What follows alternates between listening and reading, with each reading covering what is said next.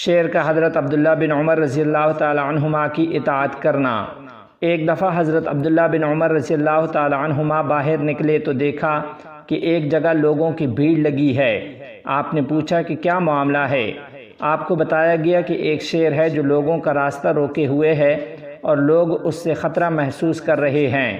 حضرت عبداللہ بن عمر رضی اللہ تعالی عنہما اپنی سواری سے اترے اور شیر کے پاس گئے اور اس کا کان پکڑ کر موڑا اور اس کی گدی پر مارا اور اس کو راستے سے ہٹا دیا۔ پھر فرمایا کہ سرکار دو عالم صلی اللہ علیہ وسلم نے تیرے بارے میں سچ فرمایا تھا کہ ابن آدم پر جب ہی مسلط کیا جاتا ہے جب ابن آدم اس سے ڈرتا ہے، اور جب ابن آدم صرف اللہ سے ڈرے تو اللہ تعالیٰ اس کو اس پر مسلط نہیں کرتا۔ ابن آدم کو اس کے حوالے کر دیا جاتا ہے جس سے وہ امید باندھتا ہے، اور اگر وہ سوائے اللہ کے کسی سے امید نہ رکھے تو اللہ تعالیٰ اس کو کسی اور کے حوالے نہیں کرتا۔